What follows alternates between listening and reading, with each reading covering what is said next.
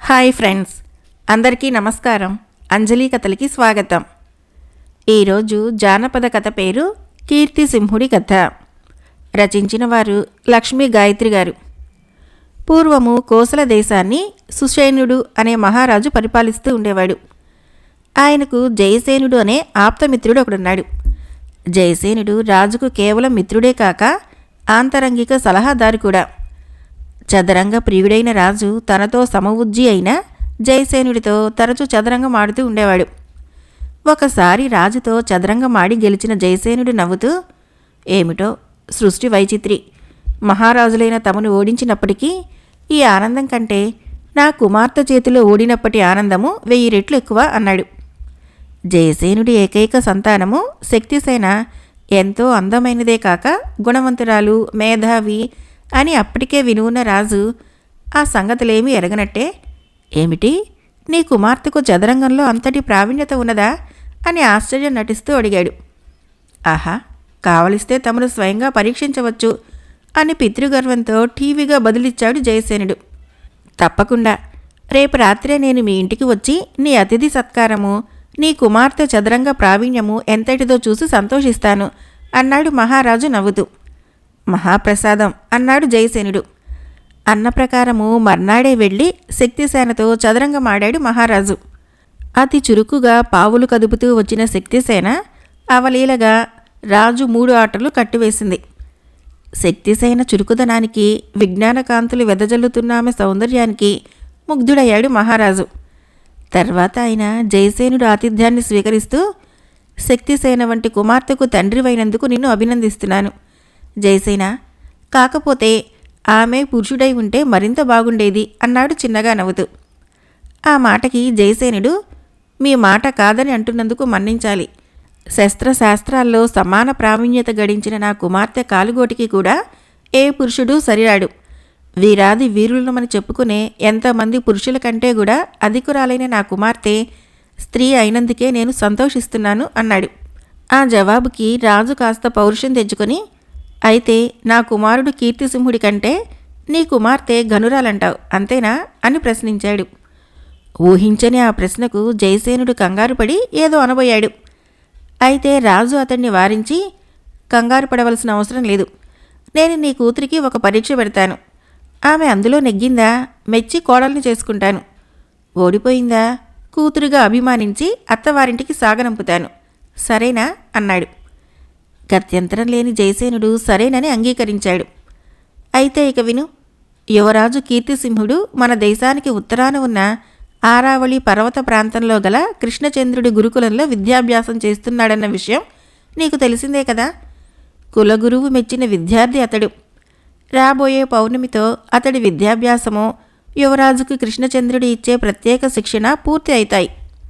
కృష్ణపాడ్యమి నాడు ఒంటరిగా బయలుదేరి రాజధానికి తిరిగి వస్తున్నాడు యువరాజు. నీ కుమార్తె దారిలోనే అతన్ని అటకాయించి తూర్పున ఉన్న అడవుల వైపుకు మళ్లించాలి. ఆ అడవుల్లో పురాతనమైన శక్తి ఆలయం ఒకటి ఉన్నదన్న సంగతి కూడా నీకు తెలిసిందే. ఆ ఆలయంలో 3 రోజుల పాటు కీర్తిసింహుణ్ణి బంధించి ఉంచాలి. ఈ పని నీ కుమార్తె చేయగలిగిందా నా కోడల్ని చేసుకుంటాను. అయితే ఒక్క నియమం, ఇదంతా నీ కుమార్తె ఒంటరిగా చేయాలి. ఎవరి సహాయమూ తీసుకోరాదు. యువరాజును ఇంకెటూ మళ్లించరాదు, ఇంకెక్కడా బంధించరాదు. ఏమంటావు అని అడిగాడు రాజు. అంతా విన్న జయసేనుడికి మతిపోయినట్లయింది. ఒళ్ళు చల్లబడింది.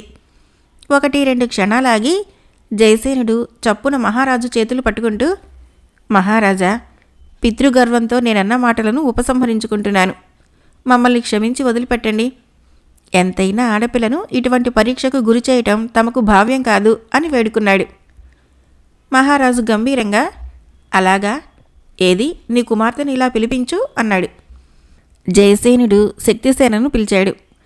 మహారాజు స్వయంగా ఆమెకు అంతా చెప్పి మృదువుగా, అమ్మా, మీ నాన్నకు పితృగర్వమే కాదు, పితృభీతి కూడా అధికమే. అందుకే నిన్నడుగుతున్నాను, నా ప్రతిపాదన నీకు అంగీకారమేనా అని ప్రశ్నించాడు. శక్తిసేన తల వంచుకుంటూ అంగీకారమే అన్నది. కుమార్తె సమాధానం విని జయసేనుడు స్తంభించిపోయాడు. మహారాజు మాత్రము చిరునవ్వు నవ్వుతూ జయసేనుడు భుజం తట్టి రాజప్రాసాదానికి వెళ్ళిపోయాడు. మహారాజు వెళ్ళిపోగానే శక్తిసేన తండ్రి దగ్గరికి వచ్చి కూర్చుంటూ, ఇందులో అంత భయపడవలసిందేమీ లేదు నాన్న అన్నది ఓదార్పుగా. కూతురు మాటలతో జయసేనుడు ఆవేశపడుతూ, అంగీకరించిన తర్వాత తప్పనిసరిగా అనుకోవలసిన మాట అదేనమ్మా. కాకపోతే తండ్రిగా నేను ఆ మాటలు అనుకోలేకపోతున్నాను. కీర్తిసింహుడు ఎటువంటివాడో నాకు బాగా తెలుసు. కృష్ణచంద్రుడంటి గొప్ప గురువుకు ప్రీతిపాత్రుడైన శిష్యుడతను. రాజనీతిలోనే కాదు, లౌకిక వ్యవహారాల్లోనూ యుద్ధ విద్యల్లోనూ కూడా అతడికి సాటి ఎవరూ లేరు. అటువంటి వ్యక్తిని మోసపుచ్చి అరణ్య మధ్యంలో ఎక్కడికో తీసుకొని వెళ్ళి బంధించటానికి అది ఒక్కతివే ఒంటరిగా. ఇందుకు ఒప్పుకున్నావంటే ఏమనాలి అన్నాడు. శక్తిసేన తండ్రి మాటలకు నిబ్బరంగా, ఈ విషయాలన్నీ మహారాజుకు తెలిసినవే. అయినా ఆయన మనకి కఠిన పరీక్ష ఎందుకు పెట్టారంటావు నాన్న అని ప్రశ్నించింది. జయసేనుడు మరి కాస్త ఆవేశంగా, ఇంకెందుకు, నేను నిన్ను చూసుకొని అధికంగా పడుతున్న గర్వం వదలకొట్టడానికి. మహారాజు వేసిన ఎత్తు ఇది అన్నాడు. శక్తిసేన నవ్వి, అభిమానము మనిషి మనసును ఎంత బలహీనపరుస్తుందో, ఎలా పక్కదారులు పట్టిస్తుందో మిమ్మల్ని చూస్తే అర్థమవుతున్నది. నాన్న, ప్రతి నీచభావానికి ఒక ఉత్తమ స్థితి ఉన్నది. విద్యార్థి మరొక మంచి విద్యార్థిని చూసి అసూయపడి తను వాడిలా తయారవ్వాలని పోటీ పడటం ఈర్ష్య, అసూయ అనే నీచభావాల ఉత్తమ స్థితి. అలాగే పితృగర్వం అనేది గర్వభావానికి ఉత్తమ స్థితి. ఇటువంటి ఉత్తమ స్థితుల్ని నశింపచేయాలని చూసేవాడు అధముడు. మహారాజు అటువంటి అధముడని నేను అనుకోవటం లేదు. ఆయన ప్రతిపాదన వెనక ఏదో అంతరార్థమున్నదని నా ఊహ. కాస్త ఆవేశం తగ్గించుకుని ఆలోచించి చూడండి అన్నది. కూతురు మాటలకు తెల్లబోయిన జయసేనుడు, నిజమే, మహారాజు అంతటి అధముడు కాడు అని గొనుక్కుంటూ మైకం వదిలినవాడిలా తల విదిలించి ఆలోచనలో పడ్డాడు. కొద్దిసేపటి తర్వాత జయసేనుడు తలెత్తి కూతుర్ని ఆప్యాయంగా చూస్తూ, తొందరపాటు నుంచి నన్ను కాపాడావు తల్లి అని నిట్టూర్చి, ఇంతవరకు మన ఊహ నిజమే అయ్యే పక్షంలో నీకు చాలా విషయాలు చెప్పాలి. చెబుతాను, శ్రద్ధగా విను అంటూ ప్రారంభించి ఇలా చెప్పసాగాడు. ప్రస్తుతపు రాజు సుషేనుడికి మనకు ఉన్న మిత్రుత్వము ఈనాటిది కాదు. తరతరాలుగా మన కుటుంబీకులు కోసల రాజులకు ఆప్తమిత్రులుగాను ఆంతరంగిక సలహాదారులుగాను వ్యవహరిస్తున్నారు. దీనికి ప్రారంభము మా తాతగారి ముత్తాత కాలంలో జరిగింది. ఆయన పేరు నా పేరే, జయసేనుడు. ఆయన బహువిధ ప్రజ్ఞ గలవాడు. ముఖ్యంగా మంత్ర విద్యను కరతలామలకం చేసుకున్న వ్యక్తి. అప్పట్లో ఆయనను మించిన మంత్రశాస్త్రజ్ఞుడు దేశ దేశాలు వెతికినా కనిపించేవాడు కాదు. అప్పటి మహారాజు విచిత్రవర్మకు మంత్రశాస్త్రం అంటే ప్రత్యేకాభిమానం ఉండేది. ఆయన ఆ విద్యలో కొంత కృషి చేశాడు కూడా. జయసేనుడి మంత్రవిద్య ప్రావీణ్యత గురించి విన్న విచిత్రవర్మ కోరి అతడితో మైత్రి చేసుకుని తన ఆంతరంగిక సలహాదారుడి పదవిలో నియమించి గౌరవించాడు. సకల శాస్త్ర పారంగతుడు ధర్మమూర్తి అయిన మహారాజుతో స్నేహము జయసేనుడికి అమితానందాన్ని, తృప్తిని ఇచ్చింది. కొద్ది కాలంలోనే వాళ్ళిద్దరూ ప్రాణ స్నేహితులయ్యారు. మహారాజు కోసం తన ప్రాణమైనా ఇవ్వటానికి సిద్ధంగా ఉండేవాడు. జయసేనుడి మంత్రవిద్య సహాయంతో విచిత్రవర్మ, జయసేనులిద్దరూ అదృశ్య రూపంలో రాజ్యంలో సంచరిస్తూ ప్రజల కష్టసుఖాలు గమనిస్తూ ఉండేవారు. దొంగలను, దుర్మార్గులను పట్టుకొని శిక్షించేవారు. కష్టాలలో ఉన్న వాళ్ళని ఆదుకునేవారు. ఈ విధమైన పాలనలో కోసల సుభిక్షమై ప్రజలు అంతులేని సుఖ సంతోషాలతో జీవిస్తూ ఉండేవారు. దొంగలకు, దోపిడీదారులకి మహారాజంటే సింహస్వప్నంగా ఉండేది. ఇలా ఉండగా ఒకసారి మహారాజు పుట్టినరోజుకు జయసేనుడు ఒక ముత్యాల హారాన్ని బహుమతిగా ఇచ్చాడు. అది మామూలు ముత్యాల హారం కాదు. జయసేనుడి చేతిలో అద్భుతమైన మంత్రశక్తులను నిక్షిప్తం చేసుకుని తయారైన అపురూప హారం. పూర్తిగా మంచి ముత్యాలతో తయారు చేయబడిన ఆ హారానికి నవరత్న ఖచ్చితమైన పతకం అమర్చబడింది. స్వర్ణకారుడు మామూలుగా తయారు చేసి ఇచ్చిన ఆ హారంలో తన సర్వశక్తులను వినియోగించి 3 అద్భుత శక్తులను నిక్షిప్తం చేశాడు జయసేనుడు. ఆ హారం ధరించిన వ్యక్తి కావాలనుకున్నప్పుడు అదృశ్యంగా సంచరించగలడు. ఇది మొదటి శక్తి. రెండవది, అతడికి ఎదుట వ్యక్తి చెబుతున్నది నిజమో అబద్ధమో తెలుస్తుంది. మూడవది, అత్యంత ఆకర్షణీయమైనది ఏమంటే ఆ హారం ధరించిన వ్యక్తికి భూమిలో నిక్షిప్తమై ఉన్న నిధి నిక్షేపాలు కనిపిస్తాయి. మహారాజు మీద తనకు గల గౌరవము, అభిమానము ఆ పనికి పురికొల్పగా ఆ హారాన్ని తయారు చేశాడు జయసేనుడు. జయసేనుడు తనకు బహుకరించిన హారము ప్రాముఖ్యత వినగానే అతడికి తనపై గల విశ్వాసానికి, అభిమానానికి చలించిపోయాడు మహారాజు. కొన్నాళ్లు గడిచాయి. ఒకసారి జయసేనుడు బహుకరించిన హారం ధరించి కోసలకు తూర్పున ఉన్న అడవుల్లో పరివారం వెంటరాగా వేటకు వెళ్ళాడు విచిత్రవర్మ. ఏదో అనారోగ్య కారణంగా జయసేనుడు మహారాజుతో పాటు వెళ్ళక నగరంలోనే ఉండిపోయాడు. పగలంతా అడవిలో వేట సాగించి రాత్రికి అక్కడే అందరూ మహారాజుతో పాటు గుడారాలు వేసుకుని విశ్రమించారు. కాపలా భటులు తప్ప మిగతా పరిజనమంతా నిద్రపోయినా మహారాజుకు మాత్రం నిద్ర పట్టలేదు. ఆయనకు ఏదో తెలియని ఆనందము, ఆవేదన కలగసాగాయి. అశాంతిగా గుడారంలో నుంచి బయటికి వచ్చి గమ్యం తెలియని వాడిలా అటూ ఇటూ తిరగసాగాడు. మహారాజు వింత చర్యకు విస్తుపోతూ భటులు కూడా మహారాజును అనుసరించారు. చివరికి ఒకచోట ఆగిపోయిన విచిత్రవర్మ తక్షణం అక్కడ తవ్వవలసిందిగా భటులను ఆజ్ఞాపించాడు. మరికొద్దిసేపట్లో కాకడాల వెలుతురులో ఆ ప్రదేశము పట్టపగులుగా తయారైంది. తవ్వకాలు ప్రారంభమయ్యాయి. రాత్రికి రాత్రి ఆ అడవిలో అలా ప్రారంభమైన ఆ తవ్వకాలు మర్నాటి మధ్యాహ్నం వరకు నిర్విరామంగా సాగాయి.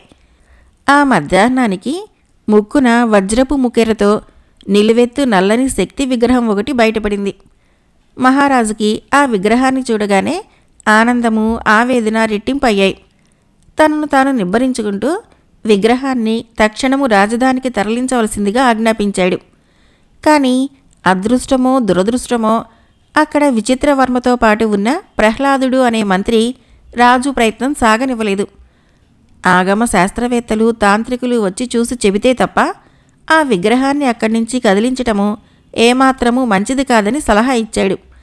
అయిష్టంగానే మంత్రి సలహాను అంగీకరించిన విచిత్రవర్మ కొందరు భటులను అక్కడ కాపలాగా నియమించి రాజధానికి ప్రయాణం కట్టాడు. రాజు విచిత్రవర్మ రాజధాని చేరుతూనే ఆయన కలుసుకున్న మొట్టమొదటి వ్యక్తి జయసేనుడు. రాజు చెప్పిందంతా విన్న జయసేనుడు కూడా ఏదో తెలియని ఆనందము, ఆవేదన అనుభవించాడు. ఆ తర్వాత అనేక తర్జన భర్జనలు, మీమాంసలు జరిగి చివరకు జయసేనుడితో సహా అందరూ తేల్చి చెప్పినది ఇది: ఇప్పట్లో ఆ శక్తి విగ్రహాన్ని అక్కడి నుంచి కదిలించడం మంచిది కాదు. అక్కడే ఆలయం కట్టించి విగ్రహ ప్రతిష్టాపన చేయాలి. ఆ దేవత అనుగ్రహం కానీ, ఆ విగ్రహం దొరికిన లాభం కానీ ప్రస్తుత రాజైన విచిత్రవర్మకు దక్కవు. రాబోయే తరంలో విచిత్రవర్మకు వారసుడైన ఒకానొక వీరుణ్ణి ఆ దేవి కరుణిస్తుంది. ఆ దేవి కృప వల్ల రాజ్యవ్యాప్తి చేసి దక్షిణాపథానికంతటికీ సార్వభౌముడైతాడు. అతడి కీర్తి దిగంతాలకు వ్యాపిస్తుంది. అతడి పాలనలో ఈ దేవత కూడా ఒకానొక ప్రసిద్ధ నామంతో నిత్య పూజలు అందుకోవటమే కాక ఎంతో మహిమగల దేవతగా ఉత్సవాలు, ఊరేగింపులు జరుపుకుంటుంది. ఇదంతా విన్న తర్వాత విచిత్రవర్మ ఆనాటి రాత్రి తనకు ఆనందము, ఆవేదన ఒకేసారి ఎందుకు కలిగాయో గ్రహించాడు. చివరకు ఆయన బాధపడటం మానేసి తన వంశస్థుడు అంతటి పేరు ప్రతిష్టలకు, గొప్పతనానికి కారకుడు కాబోతున్నందుకు ఎంతో సంతోషించి శక్తి విగ్రహానికి అక్కడ అడవిలోనే గుడి కట్టించి అందులో ప్రతిష్ఠించాడు. అయితే అడవిలో ఉన్న ఆ గుడికి వెళ్ళి పూజలు చేసేవారు ఎవరూ లేకపోయారు. కొంతకాలం గడిచేసరికి ప్రజల్లో ఆ గుడి సంగతి మరుగున పడటం ప్రారంభమైంది. ఇదంతా దైవలీలగా భావించిన విచిత్రవర్మ మనసులోనే శక్తికి నమస్కరించి ఊరుకున్నాడు. అలా కొన్ని సంవత్సరాలు గడిచాయి. హారం సహాయంతో విచిత్రవర్మ కని విని ఎరుగనంత చక్కగా రాజ్యపాలన చేశాడు. తన రాజ్యంలో 1-2 చోట్ల భూమిలో ఉన్న నిధులను వెలికితీసి అనేక ప్రజోపయోగ కార్యాలు చేశాడు. దానితో ఆయన పేరు దేశ దేశాలు మారుమోగిపోయింది. అంతేకాక మొదట్లో గుప్తంగా ఉంచబడిన ముత్యాల హారం మహిమ కూడా నెమ్మదిగా ఆ నోట ఈ నోట పడి విస్తరించి విచిత్రవర్మ పేరుతో పాటు అతడి గొప్పదనానికి మూల కారణమైన వస్తువు దశ దిశలా పేరు పొందింది. దానితో పాటే బాధలు కూడా ప్రారంభమయ్యాయి. దక్షిణాపథంలో నాటికి నేటికి కూడా అత్యంత బలమైనది, సుభిక్షమైనది కోసల రాజ్యం. కోసల తర్వాత కాంబోజ, నగదేశాలు దక్షిణాపథ రాజ్యాల్లో పెద్దవి. కాంబోజ దేశము కోసలకు తూర్పున ఉన్నది. ఆ దేశానికి కోసలకు మధ్యగల సరిహద్దు అడవుల్లోనే శక్తి ఆలయం ఉన్నది. అప్పట్లో కాంబోజను పరిపాలించిన చక్రాదిత్యుడు స్వతహాగా మంచివాడే కానీ అసమర్థుడు. అతడి పాలనలో ప్రజలు అనేక బాధలు చవిచూశారు. వారి బాధామయ జీవితాల మధ్య విచిత్రవర్మ పాలన, కోసల ప్రజల సుఖజీవితాలు గురించి కథలుగా చెప్పుకునేవారు. క్రమంగా కాంబోజ ప్రజలు కూడా కోసలకు వలస రావటం ప్రారంభించారు.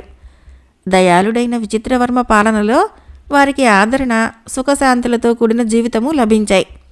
ఈ పరిస్థితుల్లో విచిత్రవర్మ, జయసేనుడు, అటు చక్రాదిత్యుడు కూడా వృద్ధులయ్యారు.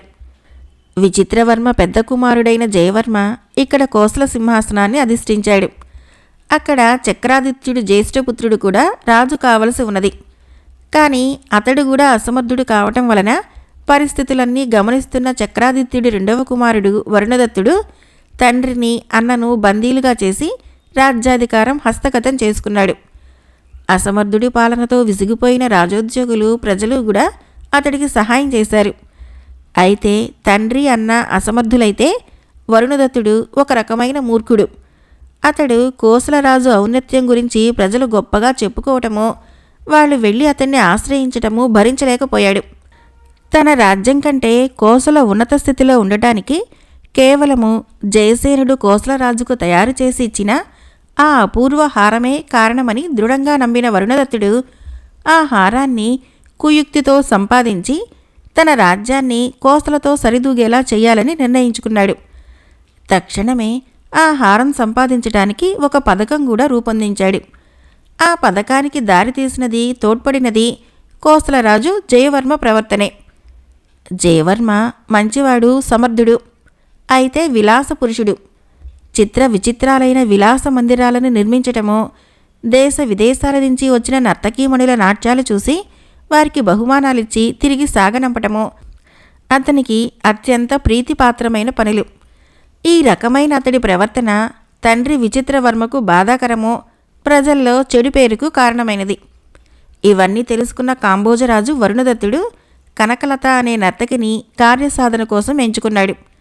అత్యంత సౌందర్యవతి అయిన కనకలత తన చతురతతో జయవర్మ దగ్గర నుంచి అపూర్వ హారాన్ని తీసుకుని వచ్చి వరుణదత్తుడికిచ్చి అతడి ఇచ్చే బహుమానాలని తీసుకోవటానికి అంగీకరించింది. అయితే ఇక్కడ వరుణదత్తుడికి తెలియని విషయం ఒకటున్నది. మహారాజు విచిత్రవర్మ కొడుకుకు పట్టం కట్టినా రాజ్య వ్యవహారం నుంచి పూర్తిగా వైదొలగలేదు.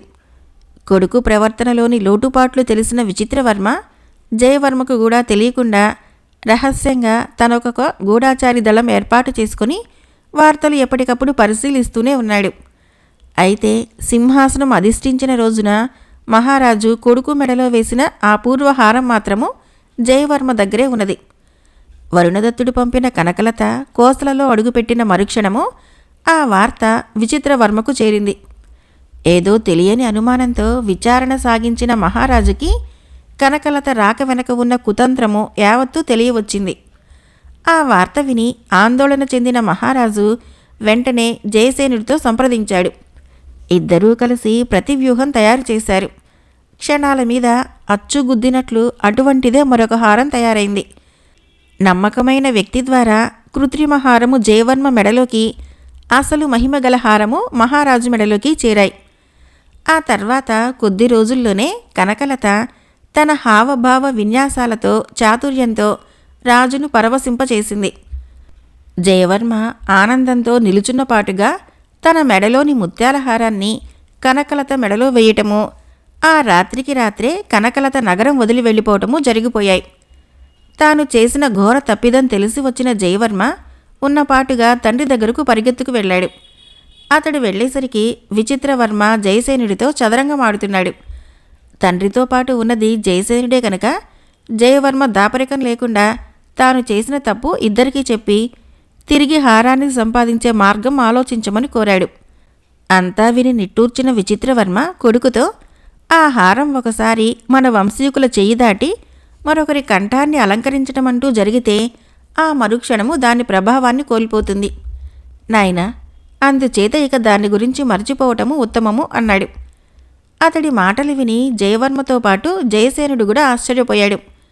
జయవర్మ మనసు కాస్త తేలికపడినా అంతటి అపూర్వ హారాన్ని పోగొట్టుకున్న బాధతో ఏదో చెప్పబోయాడు. విచిత్రవర్మ కొడుకును వారిస్తూ, రసిక హృదయుడైన రాజు తన కళాభిమానంతో కళాకారుల్ని ఆనందింపజెయ్యాలే కాని తాను ఉన్మత్తుడు కారాదు. రాజు తన మనసును పూర్తిగా కేంద్రీకరించవలసింది ప్రజల కష్ట సుఖాల మీద కానీ సొంత సుఖాల మీద కాదు. తామరాకు మీద నీటిబొట్టు చందంగా విలాసాల్ని అనుభవించగలిగిన వాడే ఉత్తముడైన రాజు. ఇక వెళ్ళిరా అన్నాడు. జయవర్మ బాధ అవమానాలతో తల వంచుకొని వెళ్ళిపోయాడు. అతడు వెళ్ళిన తర్వాత జయసేనుడి ముఖంలోకి ప్రశ్నార్థకంగా చూస్తున్న విచిత్రవర్మ, నేను అబద్ధం ఎందుకు చెప్పానా అని ఆలోచిస్తున్నావా జయసేన? ఒక్క విషయం చెప్పు. జయవర్మ దగ్గర నుంచి హారాన్ని అడిగి తీసుకోవాలని మనం ఎందుకు తొందరపడినట్లు అని ప్రశ్నించాడు. జయసేనుడు ఆ ప్రశ్నకు జవాబు చెప్పక మౌనం వహించాడు. అప్పుడు విచిత్రవర్మ చిన్నగా తల పంకించి, నీకు తెలుసు జయసేన, ఆ హారం మెడలో ఉంటే కాంబోజ నర్తకి మాటల్లోని అసత్యము కపటము జయవర్మకే తెలుస్తాయి. అతన్ని వంచించి ఆ హారం తీసుకువెళ్ళటము అన్న ప్రసక్తే రాదు. ఇదంతా కాంబోజ రాజుకు తెలుసు. అయినప్పటికీ అతడు ఆ పథకం వేశాడు. మనం హారాన్ని జయవర్మ మెడలో నుంచి తప్పించాం. ఇదంతా ఎందుకు జరిగింది? జయవర్మ మనోదౌర్బల్యం వల్ల, అతడి ఉన్మత్త ప్రవర్తన వలన.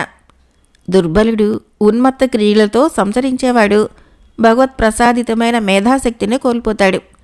సహజమైన మానసిక శక్తులకు పదునుగా చెప్పబడే ఈ అతీంద్రియ శక్తులను సరిగ్గా ఉపయోగించుకోలేడు. మూర్ఖుడైనప్పటికీ వరుణదత్తుడు ఈ విషయాన్ని చక్కగా ఊహించాడు. అందువలనే అతడు కనకలత ద్వారా జయవర్మను మరింత దుర్బలుణ్ణి చేసి హారం సంపాదించాలనుకున్నాడు. అవునా అన్నాడు. జయసేనుడు మౌనంగా తల ఊపి ఊరుకున్నాడు. విచిత్రవర్మ నవ్వి, జయవర్మ మీద నాకంటే నీకే ఎక్కువ వాత్సల్యమని నాకు తెలుసు. జయసేన, ఒకసారి దెబ్బతిన్న జయవర్మ ఇక నుంచి జాగ్రత్తగా ఉంటాడని, హారం తిరిగి అతనికి ఇవ్వవచ్చునని నీ ఆలోచన. కానీ ఇటువంటి విషయాల్లో అభిమానం కంటే బాధ్యతకు, నమ్మకం కంటే అపనమ్మకానికి ఎక్కువ ప్రాధాన్యత ఇవ్వాలి. దుర్బల స్వభావుడైన జయవర్మ ఈ సంఘటనతో మారవచ్చు, మారకనూ పోవచ్చు. అటు వరుణదత్తుడికి తాను సంపాదించింది నకిలీ హారమని, అసలు హారం మన దగ్గరే ఉన్నదని తెలిస్తే ఈసారి ఎటువంటి ఘాతుకానికైనా ఒడిగడతాడు. ఇవన్నీ ఆలోచించే ఆ అబద్ధం చెప్పాను. ఇప్పుడు జయవర్మ వరుణదత్తులిద్దరూ అసలు హారము శక్తి కోల్పోయిందని అనుకొని దాని గురించి మర్చిపోతారు. ఇక హారం సంగతంటావా? దాన్ని గురించి కూడా ఒక దృఢమైన నిర్ణయం తీసుకున్నాను. ఎటూ మన ముందు నా వంశంలో ఒక మహోన్నత వ్యక్తి ఉద్భవిస్తాడు. నువ్వు నాకు కానుకగా ఇచ్చిన ఈ హారానికి, ఈ హారం ద్వారా నాకు లభ్యమైన దైవ సంపదకు కూడా అతన్నే వారసుని కాని అన్నాడు. మహారాజు రాజనీతిని, ధర్మ ప్రవర్తనని మనసులోనే మెచ్చుకుంటూ మౌనంగా మహారాజుకు అంగీకారం తెలిపాడు జయసేనుడు. విచిత్రవర్మ ఊహించినట్లే అతడు జయవర్మతో అన్న మాటలు వరుణదత్తుడి దాకా చేరాయి. హారం నిజంగా శక్తి కోల్పోయిందని నమ్మిన అతడు బాధపడి ఊరుకున్నాడు. జరిగిన దానిలో చాలా విచారగ్రస్తుడైన జయవర్మలో మాత్రము పెద్ద మార్పు వచ్చింది. అతడు నానాటికి విలాసాలు తగ్గించుకొని బాధ్యతలు పెంచుకున్నాడు. కోసల ప్రజల్లో రాజు పట్ల అభిమానము, విశ్వాసము పెరిగాయి. ఇదంతా తృప్తిగా చూసిన మహారాజు విచిత్రవర్మ ఆ తర్వాత కొద్ది కాలానికి స్వర్గస్థుడయ్యాడు. విచిత్రవర్మ మరణించిన కొన్ని నెలల తర్వాత జయసేనుడు కూడా మరణించాడు. మరణించబోయే ముందు జయవర్మను కలుసుకున్న జయసేనుడు అతనికి జరిగిందంతా పూసగుచ్చినట్లు చెప్పి, నాయనా, నీలో వచ్చిన మార్పును గమనించి నీకు హారం తిరిగి ఇవ్వమని మహారాజుకు చెప్పి చూశాను. కానీ ఆయన తన సంకల్పాన్ని విడిచిపెట్టలేదు. ఎందుకు కలిగిందో నాకు ఒకసారి ఒక సంకల్పం కలిగింది. ఇక దాన్ని మార్చుకోదలుచుకోలేదు. నా నిర్ణయము అన్ని విధాలా మంచిదేనని నా విశ్వాసం. ఇక ఆ విషయం వదిలేయి. జయసేన, ఆ హారం ధరించబోయే వ్యక్తి జయవర్మ కొడుకో మనవుడో అయినా కావచ్చు. హారము నా వంశాన్ని దాటి మరెక్కడికి పోదు కదా అన్నారు. అంతేకాదు, ఆ హారం ఎక్కడ దాచారో కూడా నాకు చెప్పలేదు. ఈ ఉత్తరం మాత్రం నా చేత రాయించి నేను మరణించేలోగా నీకు ఇవ్వమని చెప్పారు. ఇదిగో ఆ ఉత్తరం అంటూ జయవర్మ ఒక చిన్న దంతపు పెట్టె ఇచ్చాడు. జయసేనుడి మాటలు విని నిట్టూర్చిన జయవర్మ, పోనివ్వండి జయసేన, ఇందులో నాన్నగారి తప్పేమీ లేదు. ఆయన నా మీద ఉంచిన నమ్మకాన్ని నేను నిలబెట్టుకోలేకపోయాను. ఆయన ఆ అపూర్వ హారాన్ని ఎవరికి దానం చేయలేదు కదా. ఆయనకు వారసుడై దాన్ని అనుభవించబోయేవాడు నాకు మాత్రం వారసుడు కాదా అని ఆ ఉత్తరాన్ని పెట్టెలో నుంచి తీసి ఇలా చదివాడు. నాయనా జయ, జయసేనుడంతా చెప్పాడు కదా. నేను చేసిన పనికి నువ్వు నా మీద ఆగ్రహించవని నా నమ్మకం. ఆ నమ్మకంతోనే సాహసించాను. ఇకపోతే ఆ హారం ఎక్కడ దాచానో నాకు తప్ప ఎవరికీ, చివరకు జయసేనుడికి కూడా తెలీదు. అది ఎక్కడ ఉన్నదో తెలుసుకోవటానికి ఈ క్రింది ఆధారాలు మాత్రం వదిలిపోతున్నాను. జయ, సమస్త లోకాలకి పూజనీయురాలైన పరమేశ్వరి కూడా స్త్రీయే. ఆమె తల వంచేది ఎవరి ముందు? ఆ వ్యక్తి నివసించేది ఏ దిక్కున? మనిషికి జీవనాధారమైన దాన్ని ప్రసాదించేది పంచభూతాలలో ఒకటి అయినదేది? దాన్ని ఒక అడుగుగా కొలిచినవాడు అడిగిన మొత్తం ఎంత? నాయనా, ప్రాప్తం గలవాడికి పై ప్రశ్నలకు సమాధానాలు స్ఫురిస్తాయి. సమాధానాలు స్ఫురించిన వాడికి లాభం ప్రాప్తిస్తుంది. నీకు సర్వశుభాలు కలగాలని ఆశీర్వదిస్తూ నీ తండ్రి విచిత్రవర్మ. ఉత్తరం చదివిన జయవర్మ దాన్ని కళ్ళకద్దుకొని తిరిగి దంతపు పెట్టెలో పెట్టేశాడు. 5 తరాలు గడిచినా ఆ ఉత్తరం చదివి రకరకాల వ్యాఖ్యానాలు ప్రయత్నాలతో విసిగెత్తుపోయిన వాళ్లే కానీ సరైన అర్థం గ్రహించి ఆ హారం సంపాదించిన వాళ్ళు లేరు. కానీ అనేక తర్జన భర్జనల తర్వాత ఆ హారాన్ని తూర్పుటడవుల్లో ఉన్న శక్తి ఆలయంలోనే ఎక్కడో పాతిపెట్టి ఉంటారని మన మహారాజు సుషేనుడి తండ్రి నిశ్చయించాడు. కానీ ఆ ఆలయంలో తవ్వకాలు జరపబోయే సమయానికి ఆటంకాలు ఏవో ఏర్పడటంతో ఆయన ఆ ప్రయత్నాన్నే విరమించుకున్నాడు. తర్వాత సింహాసనాన్ని అధిష్ఠించిన మన మహారాజు మాత్రము ఎందుకనో ఆ హారం కోసం ప్రయత్నమే చేయలేదు అంటూ ఒక్క క్షణం ఆగి అలుపు తీర్చుకున్న జయసేనుడు కానీ అంటూ తిరిగి ప్రారంభించి, ఆ హారం లభించబోయే వ్యక్తి తన కొడుకు అయితే బాగుండునన్న ఆశ మహారాజుకి బాగా ఉన్నది. మహారాజుకి నీ మేధస్సు మీద మంచి గురి కుదిరినట్లు ఉన్నది.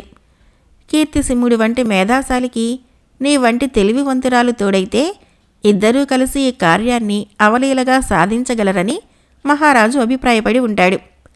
కీర్తిసింహుణ్ణి తూర్పుటడవుల్లోని శక్తి ఆలయంలోనే బంధించమని మహారాజు నొక్కి చెప్పడం చూస్తే నాకు అదే అనిపిస్తుంది అన్నాడు.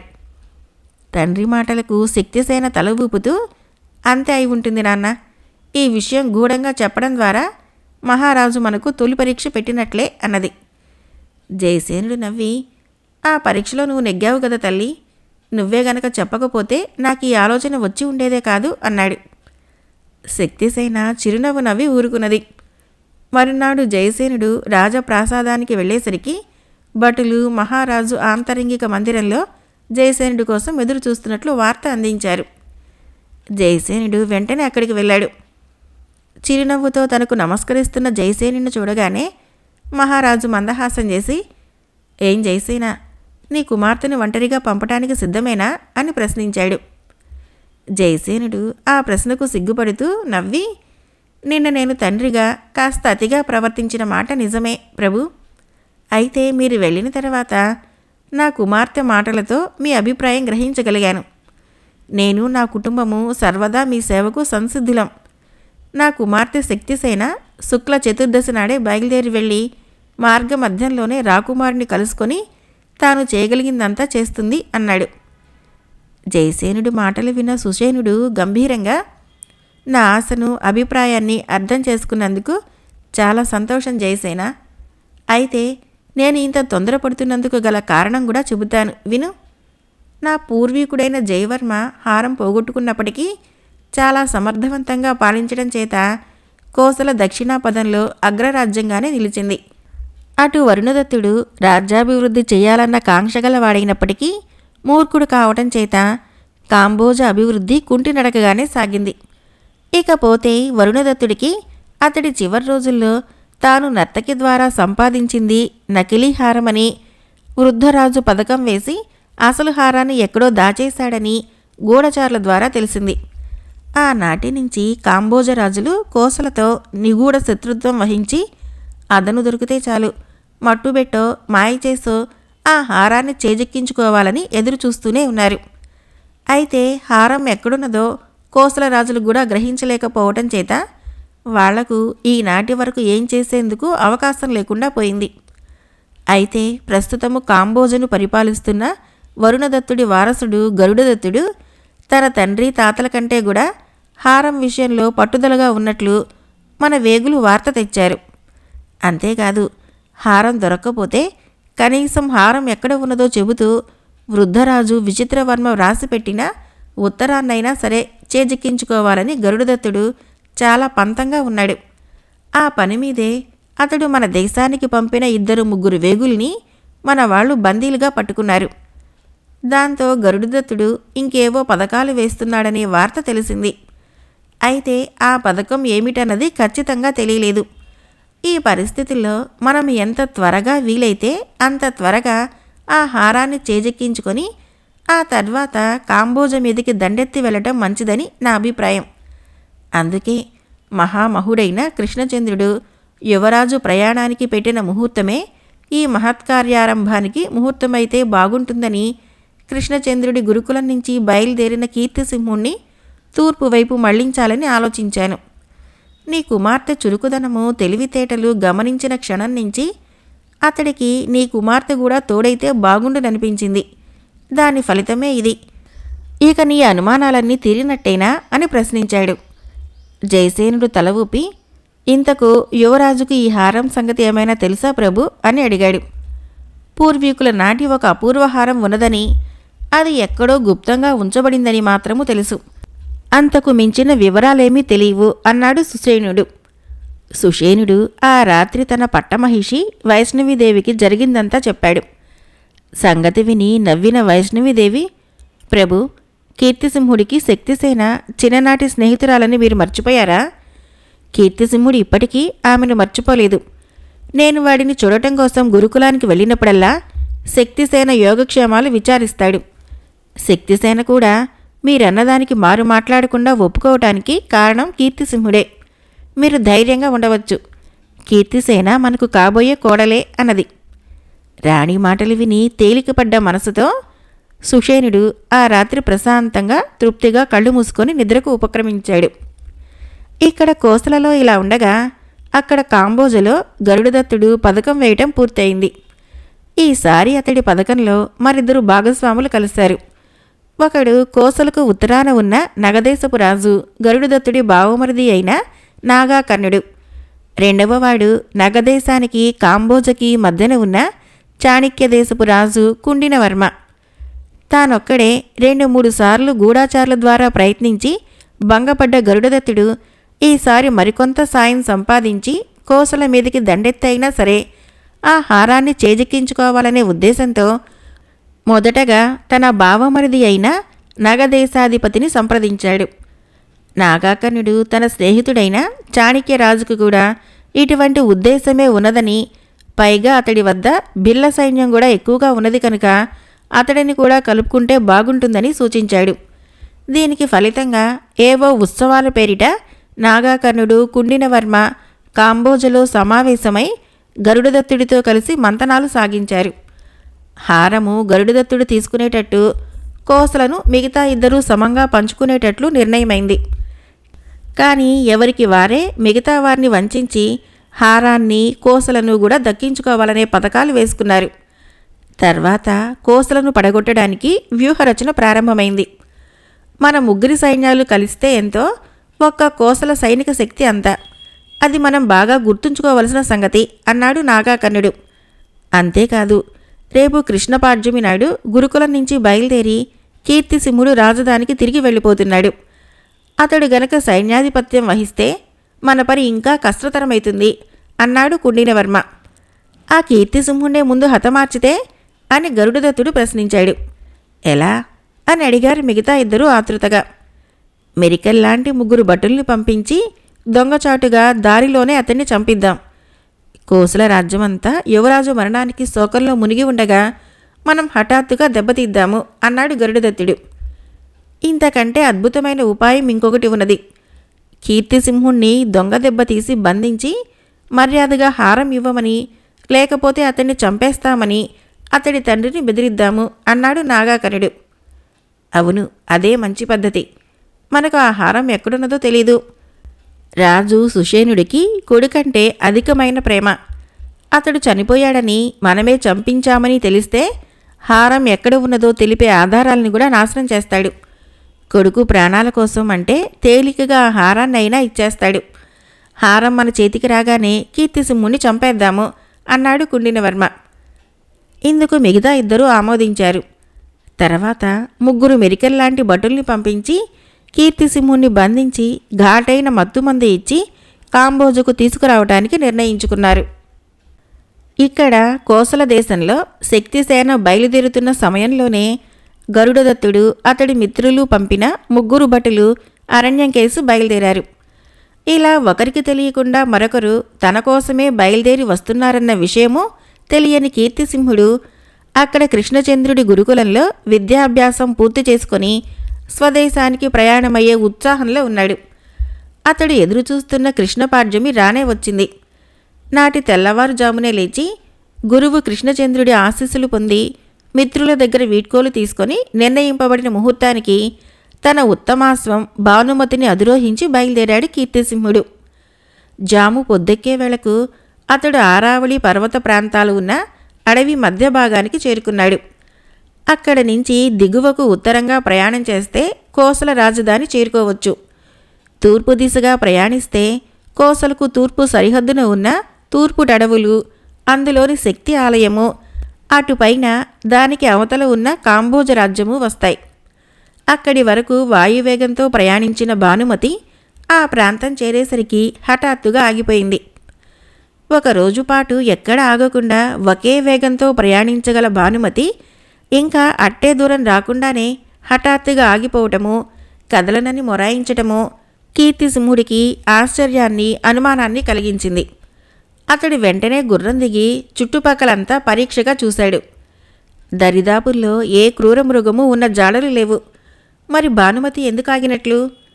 కొంచెంసేపు ఆలోచించాక కీర్తిసింహుడు దరిదాపుల్లో తనకు హాని ఏదో కలగబోతున్నదేమోనని అనుమానించాడు. మరేం పర్వాలేదు బాను, ఆ హాని సంగతేదో నేను చూసుకుంటాను పదా అంటూ కీర్తిసింహుడు గుర్రాన్ని మెల్లగా చరిచి అద్రోహించబోయాడు. గుర్రము చిన్నగా సకిలిస్తూ పక్కకు తప్పుకున్నది. సరే, కొద్ది దూరం నెమ్మదిగా నడిచి వెళదాం అంటూ కీర్తిసింహుడు వరలో నుంచి కత్తి దూసి పట్టుకొని నెమ్మదిగా నడవసాగాడు. భానుమతి అతన్ని అనుసరించింది. ఇద్దరూ నెమ్మదిగా 50 గజాల దూరం ముందుకు నడిచారు. ఆ సమయంలో తన తలపై నుంచి ఏదో అతి సన్నని వస్తువు వేగంగా గాలిని కోస్తూ వస్తున్న శబ్దం వినిపించింది. కీర్తిసింహుడు మెరుపులా తలపైకెత్తి చూశాడు. అక్కడే ఉన్న ఒక పెద్ద చెట్టుపై నుంచి అడవుల్లో క్రూర మృగాల్ని పట్టుకోవటానికి బిల్లులు ఉపయోగించే సన్నని ఇనుప వల ఒకటి అతి వేగంగా కీర్తిసింహుడి మీదకి వస్తున్నది. అతడు తలపైకెత్తి చూసేసరికి వల అతడి తలను తాకింది. కీర్తిసింహుడు వెంటనే కత్తితో దాని వేగాన్ని ఆపి దాన్ని తిరిగి పైకి నెట్టేస్తూ ఒక్క ఉదుటున ఎగిరి పక్కకు దూకాడు. అతడిని వెన్నంటి వస్తున్న భానుమతి మీదకి ఆ వల జారి భానుమతి అందులో చిక్కుకుపోయింది. క్షణంలో తెప్పరిల్లిన కీర్తిసింహుడు తన నడుమున ఉన్న చిన్న చురకత్తి తీసి చెట్టు మీదకి విసిరబోయాడు. అంతలోనే మరొక వైపు నుంచి చెట్టు మీదకి బాణవర్షం కురవటము, ఆ బాణాల తాకిడికి చావు కేకులు పెడుతూ ముగ్గురు భటులు చెట్టుపై నుంచి క్రిందపడి గిలగిలా తన్నుకొని మరణించటము క్షణాల మీద జరిగిపోయింది. ఈ హఠాత్ సంఘటనలు చూసి విస్మయానికి లోనైన కీర్తిసింహుడు కత్తి పైకెత్తి బాణాలు వచ్చిన దిశగా చూస్తూ ఎవరక్కడా అని కేకవేశాడు.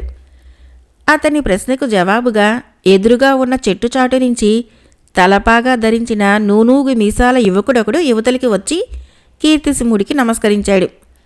కీర్తిసింహుడు కొంచెం ఆశ్చర్యంగా అతన్ని చూసి, ఎవరు నువ్వు, ఈ చచ్చిన వాళ్ళెవరు అని ప్రశ్నించాడు. వాళ్ళెవరో నాకు తెలీదు, వాళ్ళ దుస్తులు వెతకండి, ఏమైనా ఆనవాళ్లు దొరుకుతాయేమో అన్నాడు ఆ యువకుడు వినయంగా. కీర్తిసింహుడు మారు మాట్లాడకుండా వెళ్ళి ముందు భానుమతిని వలలో నుంచి తప్పించి తర్వాత చనిపోయిన శత్రుభటుల దుస్తుల్లో ఆనవాళ్ల కోసం వెతకసాగాడు. అతడు ఆ పనిలో నిమగ్నమై ఉండగా యువకుడు కత్తి చేత పట్టుకొని శత్రువులెవరైనా వస్తే ఎదుర్కోవటానికి సిద్ధంగా నిలబడ్డాడు.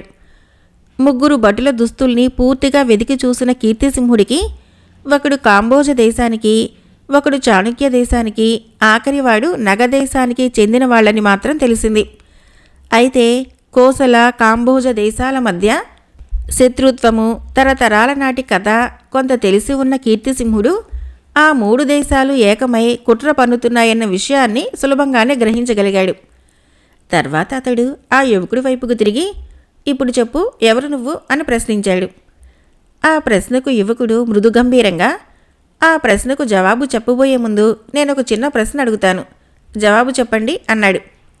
ప్రశ్న అంటూ ఆశ్చర్యపోయి కీర్తిసింహుడు యువకుణ్ణి పరీక్షగా చూస్తూ, సరే ఏమిటది అని ప్రశ్నించాడు. యువకుడు కొద్దిగా తల పక్కకు తిప్పుకొని, ఆకాశానికి రాజు రాణి ఎవరు అని ప్రశ్నించాడు.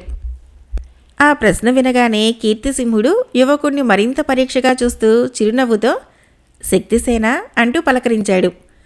యువకుడి వేషంలో ఉన్న శక్తిసేన తల వంచుకుంటూ, నా ప్రశ్నకు సమాధానం అది కాదు అన్నది. కీర్తిసింహుడు చిన్నగా నవ్వాడు. అతడికి కార్తీక పౌర్ణమి నాడు తల్లితో పాటు కార్తీక దీపోత్సవానికి వచ్చి ఆకాశంలో తళతళా మెరుస్తున్న వేల నక్షత్రాల మధ్య వెన్నెల కాంతుల్ని వదజల్లుతున్న చంద్రుని చూసి పరవశించిపోతూ, అబ్బా ఆకాశం ఎంత బాగుందో, నదిలోని దీపాల కంటే ఆకాశంలో నక్షత్రాలే బాగున్నాయి, ఇక్కడ రాజయ్యే కంటే ఆకాశానికి రాజైతే ఇంకా బాగుంటుంది, కీర్తిసింహ నువ్వు ఆకాశానికి రాజువైతావా అంటూ తనను ప్రశ్నించిన బాలశక్తిసేన మాటలు తన జవాబు గుర్తుకు వచ్చాయి. ఆహా, నేను తప్పకుండా ఆకాశానికి రాజునై నిన్ను రాణిని చేస్తాను అన్నాడు ఆ రోజున కీర్తిసింహుడు. ఆ సంభాషణ విన్న కీర్తిసింహుడి తల్లి శక్తిసేన తల్లి నవ్వుకున్నారు. శక్తిసేన ఇప్పుడు ఆ ప్రశ్నకు తను చెప్పబోయే సమాధానం ద్వారా తనకు ఆమెపై బాల్యంలో గల అనురాగము ఇప్పుడు ఉన్నదా లేదా అన్న విషయం పరీక్షించదలిచి ఆ ప్రశ్న అడిగిందని అర్థం చేసుకున్నాడు కీర్తిసింహుడు. కీర్తిసింహుడు నవ్వుతూ శక్తిసేనను సమీపించి, ఆకాశానికి రాజు కీర్తిసింహుడు, రాణి శక్తిసేన, సమాధానం సరిపోయిందా మహారాణి అన్నాడు. శక్తిసేన సిగ్గుతో తల వంచుకున్నది. ఇంతకు ఈ వేషంలో నువ్వు ఇప్పుడు ఇక్కడికి ఎందుకు వచ్చినట్లు శక్తి అని ప్రశ్నించాడు కీర్తిసింహుడు.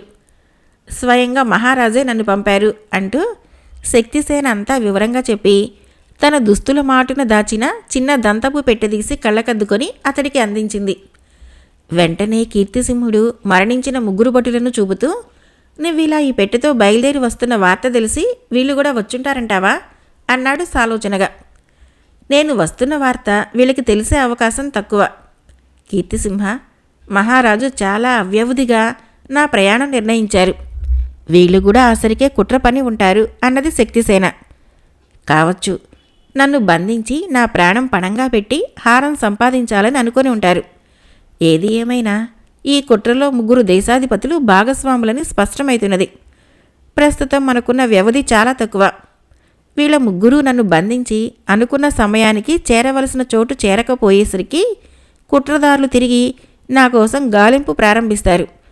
కనుక మనము సాధ్యమైనంత త్వరగా పని ముగించుకొని నగరానికి చేరుకోవాలి అంటూ కీర్తిసింహుడు పెట్టెలో నుంచి ఉత్తరం తీసి చదివి, పరమేశ్వరి తల వంచేది ఎవరి ముందు అని శక్తిసేనను ప్రశ్నించాడు. శక్తిసేన నవ్వి, ప్రశ్న మరొక్కసారి చదువు. పరమేశ్వరి కూడా స్త్రీయే.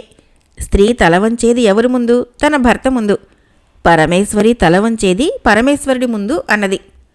ఓహో అదా, ఇక మిగిలినవి తేలిగ్గానే స్ఫురిస్తున్నవి. పరమేశ్వరుడు నివసించేది ఉత్తర దిక్కున. మనిషికి జీవనాధారమైన ఆహారాన్ని ప్రసాదించేది పంచభూతాలలో ఒకటి అయినది భూమి. భూమినంతటినీ 1 అడుగుతో కొలిచిన వామనుడు అడిగిన మొత్తము 3 అడుగులు అన్నాడు కీర్తిసింహుడు. ఇంతవరకు గ్రహించడం సులభమే కీర్తిసింహ, కానీ ఈ ఆధారాలతో హారం ఎక్కడ ఉన్నది అని ఎలా తెలుస్తుంది అని శక్తిసేన ప్రశ్నించింది. కీర్తిసింహుడు కొద్దిసేపు ఏమీ మాట్లాడకుండా ఆలోచిస్తూ ఉండిపోయి చివరకు, శక్తి, ఈ ఆధారాలను బట్టి చూస్తే హారము శక్తి ఆలయంలో ఉత్తర దిక్కున భూమిలో 3 అడుగుల లోతున పాతిపెట్టి ఉంటుందనిపిస్తున్నది అన్నాడు. అతని మాటలు వినగానే శక్తిసేన ముఖము వికసించింది. కీర్తిసింహుడు కదులుతూ, పదశక్తి, పొద్దు వాలేలోగా మనం శక్తి ఆలయం చేరుకోవాలి అన్నాడు. శక్తిసేన అవునన్నట్లు తల ఊపింది. ఇద్దరూ తమ గుర్రాలని అడవి చెట్ల క్రిందగా దౌడు దేయించారు. వాళ్ళు శక్తి ఆలయం చేరేసరికి ఇంకా కొంత పొద్దు మిగిలి ఉన్నది. ఇద్దరూ గుర్రాలు దిగి ఆలయంలోకి నడిచారు. నిత్యం చూసేవారు లేక ఆలయ ప్రాంగణమంతా పిచ్చి పిచ్చి మొక్కలు ఏపుగా పెరిగి ఉన్నాయి. ఆలయమంతా దుమ్ము ధూళితో పాటు సాలెగూళ్లతో నిండి ఉన్నది. ఎంతో వైభవంగా ఉండవలసిన ఆలయము ఇంతటి శిథిలావస్థలో ఉండటం చూసేసరికి శక్తిసేన కీర్తిసింహులిద్దరికీ హృదయం ద్రవించింది. కీర్తిసింహుడు శక్తిసేన వెంట తీసుకుని వచ్చిన తాళం చెవులతో ముఖద్వారం తెరుచుకొని గుడి లోపలికి అడుగుపెట్టాడు.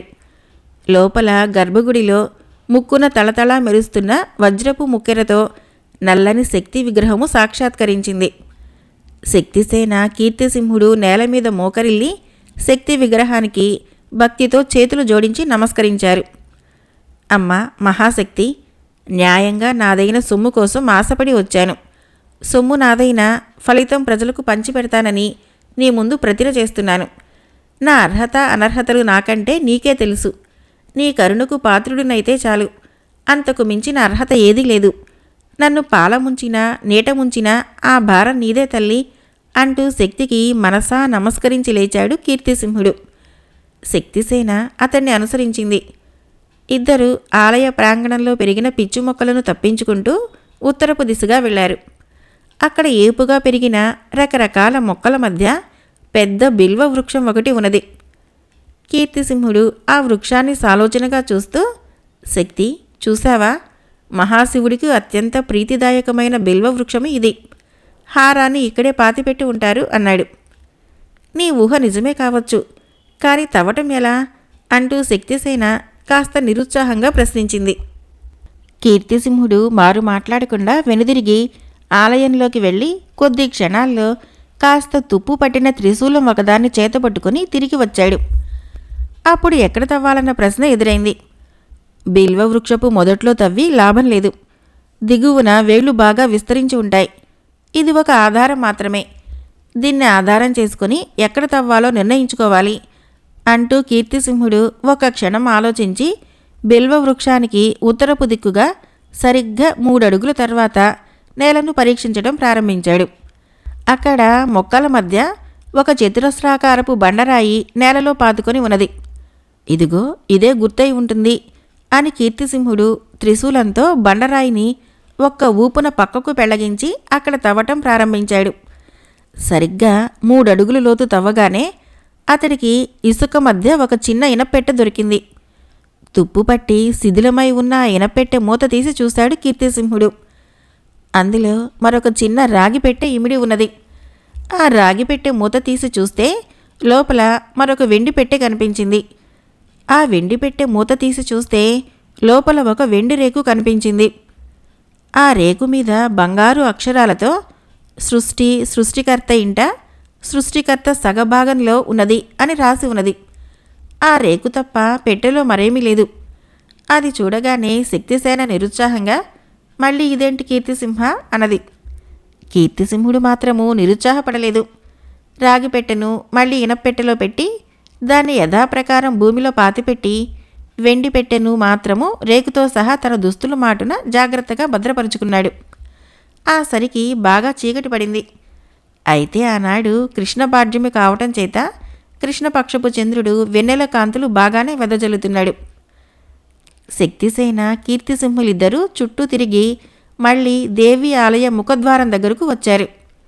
పద, మరొకసారి శక్తి దర్శనం చేసుకుని తిరిగి వెళదాము అంటూ లోపలికి నడిచాడు కీర్తిసింహుడు. శక్తిసేన అతన్ని అనుసరించింది. ఇద్దరూ పూర్వంలాగే మోకరిల్లి చేతులు మోడ్చి భక్తితో శక్తికి నమస్కరించారు. కీర్తిసింహుడు శక్తికి నమస్కరిస్తూ, తల్లి మహాశక్తి, నీ దయ వల్ల ఇప్పటి వరకు అంతా సవ్యంగా జరుగుతున్నది. నన్ను నీ కృపకు పాత్రుని చేసి మహోన్నత పీఠం ఎక్కించావు. నిన్ను ప్రతినిత్యము అర్చించి తరించే భాగ్యాన్ని నాకు ప్రసాదించు తల్లి అని ప్రార్థించాడు. అతడి మాటలు పూర్తయిన మరుక్షణంలో ఆలయమంతా ఒక్కసారిగా దేదీప్యమైన వెలుగుతో నిండిపోయింది. ఆ వెలుగులో నల్లని శక్తి విగ్రహము మరింత ప్రకాశమానంగా కనిపించింది. మహాశక్తి ముఖము పూర్వం కంటే ప్రసన్నంగా చిరునవ్వుతో వెలిగిపోతున్నది. శక్తిసేన, కీర్తిసింహులిద్దరూ ఆ వెలుగులో జ్వాజ్వాల్యమానంగా ప్రకాశిస్తున్న శక్తిని చూసి ముగ్ధులైతూ సాష్టాంగ ప్రణామం చేశారు. వాళ్ళు తిరిగి లేచేంతలో, నాయనా కీర్తిసింహ, నీ రాజధాని నగరంలో గల పన్నీటి సరస్సు పక్కనే ఉన్న మైదాన ప్రదేశంలో ఒక ఆలయం నిర్మించి రాబోయే చైత్రశుద్ధ దశమి శుక్రవారం నాడు జ్వాలాముఖి అన్న పేరుతో ఈ మహాశక్తిని అక్కడ ప్రతిష్ఠ చెయ్యి. నీకు సమస్త శుభాలు కలుగుతాయి అన్న అశరీరవాణి వినిపించింది. ఆ మాటలు విన్న శక్తిసేన, కీర్తిసింహుల ఆనందానికి మేరలేదు.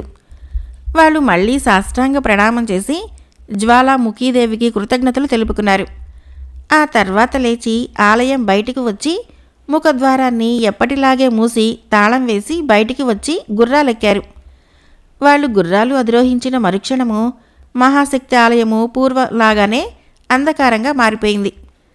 చంద్రకాంతిలో వాయువేగంగా ప్రయాణించిన శక్తిసేన కీర్తిసింహులిద్దరూ మర్నాటి మధ్యాహ్నం దాటేసరికి రాజధాని నగరం చేరుకున్నారు.